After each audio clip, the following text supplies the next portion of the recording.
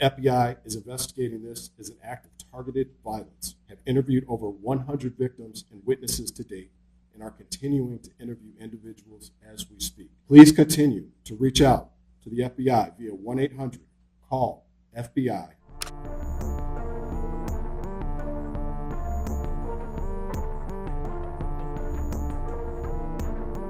Thank you. I'm here as governor to bring the full support of the entire state of Michigan to this community. I want to thank all of our local law enforcement, state police, federal agents for their swift response. I want to thank local fire and EMS and medical providers for saving lives and caring for those who are still fighting for their lives in the hospital. And thank the incredible Department of Natural Resources Conservation Officer and the local Grand Blanc officer for their brave actions to take down the shooter, their quick response. I think we can see the best of public service in all of these individuals. As I said, I'm here as the governor, but I'm also here as a fellow Michigander whose heart is breaking by another mass shooting in a place that is supposed to be defined by togetherness and a close-knit community here in Grand Blanc. As a state, we know the pain of this too well. We've seen gun violence in our schools, stores, parades, festivals, and our houses of worship. These are places that we go to feel connected, to feel safe, to be together. But today, this place has been shattered by bullets and broken glass. And this might be a familiar pain, but it hurts all the same. Every time. We cannot keep living our lives like this. I know that this community is reeling right now, and I want you to know the state of Michigan has your back. Your grief is our grief. I ordered flags lowered statewide, and I spoke with President Trump yesterday and wanted to share his condolences. We will be here every step of the way and coordinate a full response with our local and federal partners. Folks here at the township, at every level, are working closely together. If there's one thing I know about Michiganders, is that we get through hard things together. And that's who we are. That's how the good people here at the Grand Blanc Church of Jesus Christ of Latter-day Saints live their lives. They worship together, they sing together, and they serve together. And that's why I was so proud to see powerful statements from interfaith leaders across Michigan denouncing this attack on a house of worship. They grieved for this congregation as though it was their own. They spoke with one voice for the basic principle that we all believe in, that you should be able to pray in peace in our state, no matter who you are. I know that in the hours and days ahead, we will see the best of Michigan. We will see neighbors being neighborly, checking in with a call, bringing over some food, or offering a hug. We'll see medical providers work hard to save lives and treat those in need, with scars both seen and unseen. We will see this congregation unite and rally together like never before and continue worshiping together, singing together, and serving together. Because that's who Michiganders are. We will stay in close contact and continue to work together. Now, like everyone I know, we have lots of questions. How did this happen? What created this moment? Why? And that's motivated by a genuine motivation to understand, to learn, to prevent in the future. But I want to caution everyone. While we are working hard, while the good men and women who are working hard are doing so with due diligence, at this juncture, speculation is unhelpful and it can be downright dangerous. So, just ask that people lower the temperature of rhetoric. Keep your loved ones close and keep this community close to your hearts. Let's keep doing the work together. Let's be kind and let's love our neighbors. Thank you, and now I'd like to introduce the head of the Michigan State Police, Colonel James Grady. Thank you, Governor, and good afternoon. This community has been greatly impacted by yesterday's events. We are offering our deepest condolences to those affected by this tragedy. This horrific event is something that this community has never experienced. It is important at this time that we come together to support one another in this time of grief. We stand ready and willing to assist both our local and federal partners with any additional needs as this investigation continues. The Michigan State Police immediately responded alongside our public safety partners to secure the scene, provide support to our neighbors, with our emergency support team serving search warrants, the bomb squad and K-9 team sweeping numerous locations for evidence and explosives. Additionally, our forensic science laboratories and our special investigations section continue to investigate the officer-involved shooting and work alongside our federal and local partners. I'd like to take a moment for everybody to remember that last year we put together an initiative called Stop the Plot. While we are committed to keeping our community safe, we also need your help. Again, it takes everybody. 53% of mass attacks leave a trail of clues leading up to them. And 2/3 of mass attackers elicited behavior that cause concerns.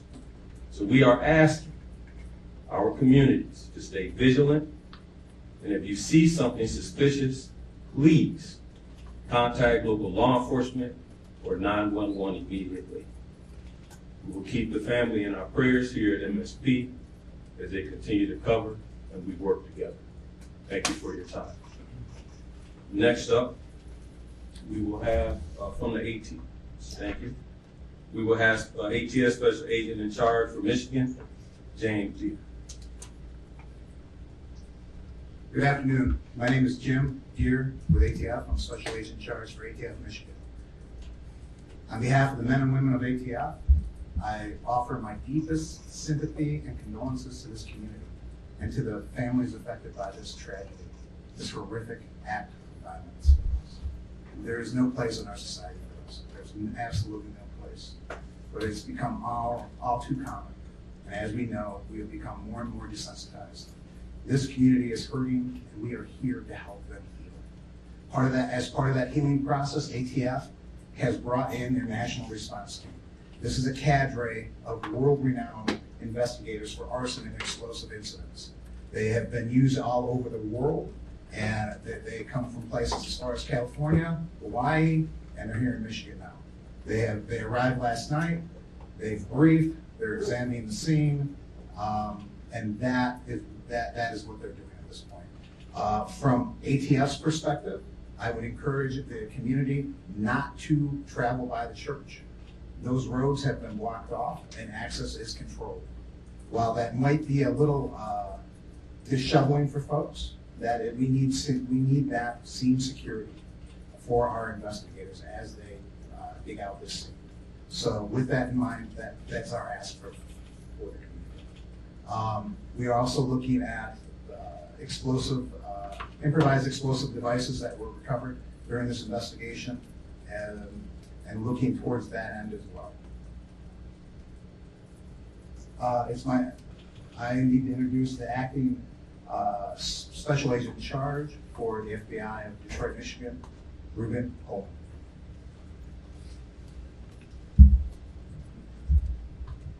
My name is Ruben Coleman. I'm the acting special agent in charge at the FBI Detroit field office, which represents the entire state. At this time, we wanted to provide an update on our investigative efforts regarding yesterday's tragic shooting at the Church of Jesus Christ of Latter-day Saints in Grand Blanc, Michigan. First, I want to express my gratitude for all the cross-agency collaboration between our federal, state, and local partners. Their support has been outstanding and critical to this investigation. We are in lockstep with our partners as we continue to work through this. As I mentioned yesterday, the FBI is investigating this as an act of targeted violence, and we are continuing to work to determine a motive. In the past 24 hours, our investigative squads and specialty teams have been out all night, exhausting leads, some of which have been coming in from the public via tips.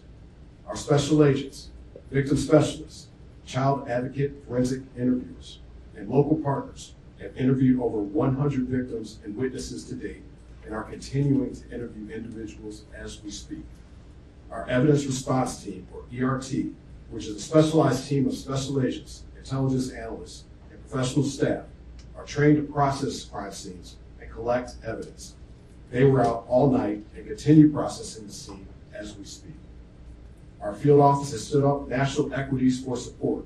We are engaging with our Behavioral Analyst Unit, or BAU, and have received support from our Chronicle Labs Division to analyze evidence collected to date. We received assistance from our FBI field offices across the country to support this case and follow down leads. While our focus is on this investigation, we want to continue to keep the victims and their families in our thoughts as they navigate through this incredibly difficult time. Please continue to reach out to the FBI via 1-800-CALL-FBI or submit tips at tips.fbi.gov. Thank you. Chief.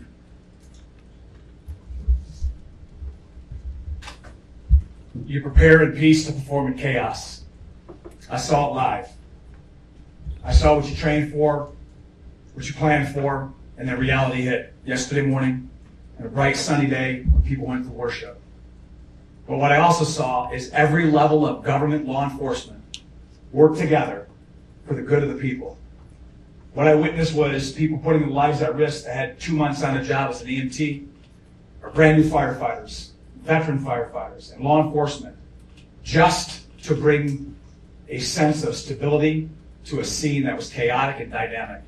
As the sheriff of this county, I see the great people every day. But I want this community to know that those ranks and those agencies that were mentioned before me, we worked together.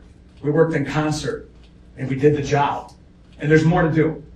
I will tell you, the sheriff's office dedicated every county sheriff medic that we had available, patrol, investigators, we did interviews, emergency management, whatever the task was needed.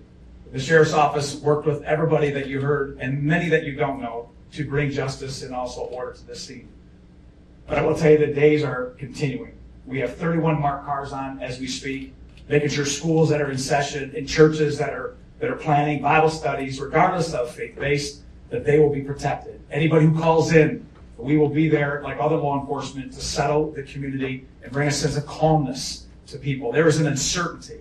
Law enforcement, especially the sheriff's office, will bring that to you. I will tell you that there are noble heroes who do not wear a uniform that went to that church yesterday. You're going to hear their stories as we lay out this case with law enforcement, but I will tell you this, those heroes from that church did their job. And it was led because of a police department. So law enforcement from this township is led by a chief who demonstrated leadership right out of the gate. And my honor is to announce him as the final speaker, Chief Rennie of Grand Blanc Township. Thank you, Sheriff. Evil. This was an evil act of violence. That's exactly what this was. And this is not Grand Blanc. This does not define Grand Blanc and who we are. We are a community, and I am confident that together we're going to build a stronger community due to this incident. Now, an update. This left 5 people dead, 8 people injured. As I said, this is an evil act and does not define Grand Blanc or who we are. At this time, what we know is everyone has been accounted for. We still are in the process of clearing out that church, but at this time, everyone is accounted for.